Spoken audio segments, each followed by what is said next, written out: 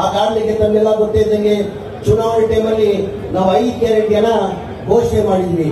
ಯಾರು ವಿರೋಧ ಪಕ್ಷದವರು ಇಲ್ಲ ಈ ಗ್ಯಾರಂಟಿಯನ್ನ ಇಂಪ್ಲಿಮೆಂಟ್ ಮಾಡಕ್ ಸಾಧ್ಯ ಆಗಲ್ಲ, ಬರೀ ಇದು ಚುನಾವಣೆ ಭಾಷಣ ಮಾಡಿದ್ದಾರೆ, ಇದು ಕೊಡಕ್ ಸಾಧ್ಯ ಆಗಲ್ಲ ಅಂದ್ರು.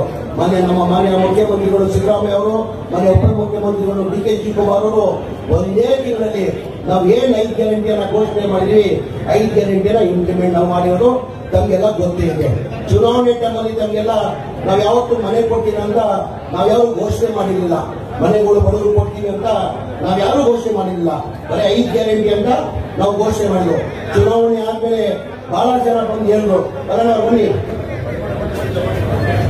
ಬಹಳ ಜನ ಚುನಾವಣೆ ಆದ್ಮೇಲೆ ಬಹಳ ಜನ ಬಂದು ಇಲ್ಲ ಸರ್ ನಾವು ಬಹಳ ನಿರೀಕ್ಷೆ ಇಟ್ಟಿದ್ವಿ, 19ರಿಂದ 20 ಸೀಟ್ ಗೆಲ್ತೀವಿ ಅಂತ, ಬರೀ ನಾವು 9 ಸೀಟ್ ಗೆದ್ದಿದೀವಿ ಅಂತ ಹೇಳ್ಬಿಟ್ಟು ಮನೆ ಉಪಮುಖ್ಯಮಂತ್ರಿಗಳು ತಾವ ಬಂದು ದೂರನ್ನ ಕೊಟ್ರು. ಇಲ್ಲ ಸರ್ ಈ ಗ್ಯಾರಂಟಿ ಕೊಟ್ಟು ಏನೇನು ಉಪಯೋಗ ಆಗಲಿಲ್ಲ, ಈ ಗ್ಯಾರಂಟಿಯನ್ನ ತಪ್ಪಾಗಬೇಕಾಗ್ತದೆ, ಜನ ನಮ್ಮ ಮತ ಕೊಟ್ಟಿಲ್ಲ ಅಂತ.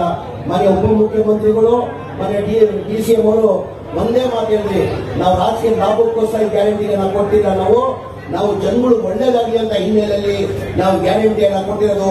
ಯಾವ ಕಾರಣಕ್ಕೂ ಇದು 5 ಗ್ಯಾರಂಟಿಯನ್ನ ತೆಗೆಯಲ್ಲ ಅಂತ ಹೇಳಿರೋದು ತಮ್ಮ ಮುಂದೆ ಇದೆ.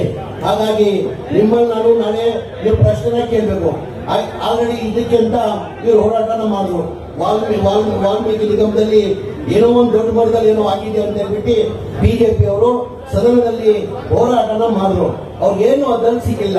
ಟೋಟಲ್ ತಮಗೆಲ್ಲ ಗೊತ್ತಿದ್ದಂಗೆ 187 ಕೋಟಿಯಲ್ಲಿ 89 ಕೋಟಿನೇ ಅವರು ಕ್ಯಾಶ್ ಮಾಡಕ್ ಸಾಧ್ಯ ಆಯಿತು, ಬೇರೆಯವ್ರು ಏನು ಮಾಡಕ್ ಸಾಧ್ಯ ಆಗಿಲ್ಲ. ಹಾಗಾಗಿ ಎಲ್ಲ ರಿಕವರಿ ಆಗ್ಬಿಡ್ತದ್ದು. ಏನು 89 ಕೋಟಿ ಏನು ಆಂಧ್ರ ಬ್ಯಾಂಕ್ಗೆ ಡ್ರಾ ಆಗಿತ್ತು, ಅದರಲ್ಲಿ 36 ಕೋಟಿ ರಿಕವರಿ ಆಗಿದೆ. ಅದೇ ರೀತಿ 16 ಕೆಜಿ ಚಿನ್ನ ಸಿಕ್ಕಿದೆ, ಒಂದು ಫಲಾರಿ ಕಾರ್ಡ್ ಸಿಕ್ಕಿ ಆಲ್ಮೋಸ್ಟ್ ಎಲ್ಲ ರಿಕವರಿ ಆಗಿದೆ. ಅದಾಗಿ ಏನು ಅದ್ರಲ್ಲಿ ಸಿಕ್ಲಿಲ್ಲಲ್ಲ, ಈ ಮೂಲದಲ್ಲಿ ಏನೋ ಮಾಡುವ ಅಂತ ಹೇಳ್ಬಿಟ್ಟು ಈ ಮೂಲದಲ್ಲಿ ನಾಳೆ ಪಾದಯಾತ್ರೆನ ಅವ್ರು JDS ಅವರು ಬಿಜೆಪಿ ಅವರು ಹಮ್ಮಿಕೊಂಡಿದ್ದಾರೆ.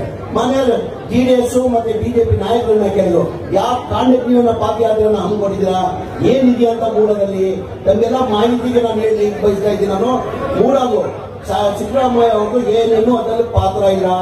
ಅದು ಯಾರೋ ಹಿಂದೆ ಬ್ರಿಟಿಷ್ ಕಾಲದಲ್ಲೇ ಅದು DC ಆಕ್ಷನ್ ನಲ್ಲಿ ₹1 ಆಕ್ಷನ್ ಖರೀದಿ ಮಾಡಿರೋದು. ಯಾವಾಗ ಸ್ವಾತಂತ್ರ್ಯ ಬರೋ ಮುಂಚೆನೆ 1937 ಅಲ್ಲೇ ಅದು ಆಕ್ಷನ್ ಅಲ್ಲಿ ಪರ್ಚೇಸ್ ಮಾಡಿರೋದು, ಮೂರಿಂದ ಆಕ್ಷನ್ ಅಲ್ಲಿ ಕೊಂಡ್ಕೊಂಡಿರೋದು. ಅದಾಗಿ ಅವರು 3 ಜನ ಮಕ್ಕಳು ಇರ್ತಾರೆ. ಮಕ್ಕಳಲ್ಲಿ ದೇವರಾಜ್ ಅಂತ ಇರ್ತಾರೆ. ದೇವರಾಜ್ ಪಾಲಿಗೆ ಇದು 3 ಎಕರೆ 16 ಗುಂಟೆ ದೇವರಾಜ್ ಪಾಲಿಗೆ ಬರ್ತದೆ.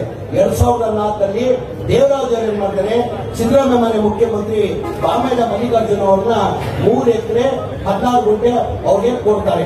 ಯಾವಾಗ 2004ರಲ್ಲಿ ತಗೊಂಡಾದ್ಮೇಲೆ 2010 ಕನ್ವೆನ್ಷನ್ ಎಲ್ಲ ಮಾಡ್ಕೊಂಡು 2010ರಲ್ಲಿ ಅವ್ರ ಅಕ್ಕನಿಗೆ ಇವ್ರಿಗೆ ಗಿಫ್ಟ್ ಅನ್ನ ಕೊಡ್ತಾರೆ. ಏನ್ ತಪ್ಪಿದೆ? ಅದು ತಪ್ಪೇನಿದೆ? ಇದೆಲ್ಲ ಮಾಡಬೇಕಾದ್ರೆ ಪ್ರತಿಭೆ ಕೊಟ್ಟವ್ರಿಲ್ಲ. ಇವರು ಏನಂತ ಇದೆ ಅಂತ ಗಿಫ್ಟ್ ಅನ್ನ ಕೊಡ್ತಾರೆ. ಗಿಫ್ಟ್ ಕೊಟ್ಟಾದ್ಮೇಲೆ ಇವ್ರು ಪತ್ರ ಬರೀತಾರೆ, ನಾವು ರೆಸಿಡೆನ್ಸ್ ಕನ್ವೆನ್ಷನ್ ಮಾಡ್ಕೊಡಿ ಅಂತ. ಅದು ಕನ್ವೆನ್ಷನ್ ಆಗಿರ್ತಾರೆ. 2020 ಏನ್ ಮಾಡ್ತಾರೆ ಇವರು, ನಮ್ಗೆ ಇವ್ರ ಜಾಗದಲ್ಲಿ 3 ಎಕರೆ 16 ಗುಂಟೆದಲ್ಲಿ ಲೇಔಟ್ ಮಾಡಿ ಇವ್ರ ಗಮನಕ್ಕೆ ತಂದೆಲ್ಲ ಹಂಚ್ಬಿಟ್ಟಿರ್ತಾರೆ. ಲೇಔಟ್ ಮಾಡಿ ಹಂಚ್ಬಿಟ್ಟಿದ್ದಾರೆ. ಯಾವ ಪ್ರಾಪರ್ಟಿ ಇವ್ರದ್ದು ಆಸ್ತಿ ಇದು ಹಂಚಾದ್ಮೇಲೆ ಇವ್ರು ಒಂದು ಪತ್ರ ಬರೀತಾರೆ, ನಮ್ಮ ಆಸ್ತಿ ಇದು, ನಮ್ಮ ಪರಿಹಾರನೂ ಕೊಟ್ಟಿಲ್ಲ, ನಮ್ಮ ಆಲ್ಟರ್ನೇಟಿವ್ ಸೈಡು ಕೊಟ್ಟಿಲ್ಲ ಅಂತ ಪತ್ರಗಳು ಬರೀತಾರೆ. ಇದು ಯಾವಾಗ ಆಗಿರೋದು? 2021ರಲ್ಲಿ ಬಿಜೆಪಿ ಸರ್ಕಾರ ಇರುವಾಗ ಏನ್ ಮಾಡ್ತಾರೆ, ಬೇರೆ ಆಲ್ಟರ್ನೇಟಿವ್ ಸೈಡ್ 16 ಸೈಡ್ ಕೊಡ್ತಾರೆ. ಬರೀ ಇವ್ರು ಇದಕ್ಕೆ ಮಾತ್ರ ಕೊಡಲ್ಲ. ಟೋಟಲ್ 120 ಸೈಡ್ ಅಲ್ಲಿ ಇದು ಬರೀ 16 ಸೈಡ್ ಅನ್ನ ಇವ್ರಿಗೆ ಕೊಡ್ತಾರೆ. ಇದನ್ನ ತಪ್ಪೇನಿದೆ? ಸಿದ್ದರಾಮಯ್ಯ ಅವರು ಮುಖ್ಯಮಂತ್ರಿ ಇರುವಾಗ ಕೊಟ್ಟಿದ್ದಾರೆ. ಅಂದ್ರೆ ಸಿದ್ದರಾಮಯ್ಯ ಬಿಜೆಪಿ ಸರ್ಕಾರದಲ್ಲೇ ಇದು ಆಲ್ಟರ್ನೇಟ್ ಸೈಟ್ ಕೊಟ್ಟಿದ್ರು. ಇವ್ರು ಬರೀ ರಾಜಕೀಯ ಲಾಭಕ್ಕೋಸ್ಕರ, ಇವ್ರು ಬೇರೆ ಯಾವ್ದು ಇಶ್ಯೂ ಇಲ್ಲ ಅಂತ ಹೇಳ್ಬಿಟ್ಟು ನಮ್ಮೆಲ್ಲ ಒಂದು ಆರೋಪನ ಮಾಡಕ್ಕೆ ಪ್ರಯತ್ನ ಮಾಡ್ತಾರೆ. ದಯಮಾಡಿ ನಿಮ್ಮಲ್ಲಿ ಕೈ ಜೋಡಿಸಿ ಮನವಿ ಮಾಡಿ ಕೇಳ್ತೀನಿ. ನಾಳೆ ಅವ್ರು ಬಂದ್ರೆ ಅವ್ರ ಪ್ರಶ್ನೆ ಕೇಳಬೇಕು. ಅವ್ರಂಗ್ ಭ್ರಷ್ಟಾಚಾರ ಯಾವುದು ಮಾಡಿಲ್ಲ. ಇಡೀ ದೇಶದಲ್ಲಿ ತಮಗೆಲ್ಲ ಗೊತ್ತೇ ಇದ್ದಂಗೆ, ಇಡೀ ದೇಶ ಇತಿಹಾಸ ತೆಗೀರಿ. ಬಿಜೆಪಿ ಸರ್ಕಾರ 2008ರಲ್ಲಿ ಅವ್ರ ಮ್ಯಾಂಡೇಟ್ ಜನ ಕೊಟ್ಟಿರಲಿಲ್ಲ. 110 ಸೀಟ್ ಬಂದಿದ್ದು. ಆಪರೇಷನ್ ಗಮನ ಮಾಡಿ ಮನೆ ಯಡಿಯೂರಪ್ಪ ಅವರು ಸರ್ಕಾರನ ರಚನೆ ಮಾಡಿರೋದು ತಮಗೆಲ್ಲ ಗೊತ್ತೇ ಇದೆ. ಇಡೀ ದೇಶದಲ್ಲಿ ಯಾವುದನ್ನ ರಾಜ್ಯದಲ್ಲಿ ಒಬ್ಬ ಮುಖ್ಯಮಂತ್ರಿ ಜೈಲು ಹೋಗಿರೋದು ನೋಡಿದ್ದೇನ್ರಿ? ಮನೆಗೆ ವಿಜೇಂದ್ರ ಅವರೇ ದಯಮಾಡಿ ಕೇಳಬೇಕಾಗ್ತಾವು. ನಾಳೆ ಪಾದಯಾತ್ರೆ ಮಾಡಕ್ ಹೊರಟಿದ್ದೀರಲ್ಲ, ಇಡೀ ದೇಶದಲ್ಲಿ ಯಾರನ್ನ ಒಂದು ರಾಜ್ಯದಲ್ಲಿ ಒಬ್ಬ ಮುಖ್ಯಮಂತ್ರಿ ಸ್ಥಾನದಲ್ಲಿ ಇಟ್ಕೊಂಡು ಜೈಲು ಹೋಗಿರೋದು ನೋಡಿದ್ದೇನ್ರಿ. ನಿಮ್ಮ ಯಡಿಯೂರಪ್ಪ ಹೋಗಿದ್ರಿ. ಅದ್ರ ಜೊತೆಲಿ 9 ಜನ ಮಂತ್ರಿಗಳು ಅವ್ರ ಕಾಲದಲ್ಲಿ 2008 ಹಿಡ್ಕೊಂಡು 2013 13 ಜನ ಮಂತ್ರಿಗಳು ಮುಗಿದ್ರು. 13 ಜನ ಮಂತ್ರಿ ಮುಗಿದು 13 ಜನನ ಜೈಲು ಹೋಗಿರೋ ತಮ್ಗೆಲ್ಲ ಗೊತ್ತೇ ಇದೆ ವಿಚಾರ.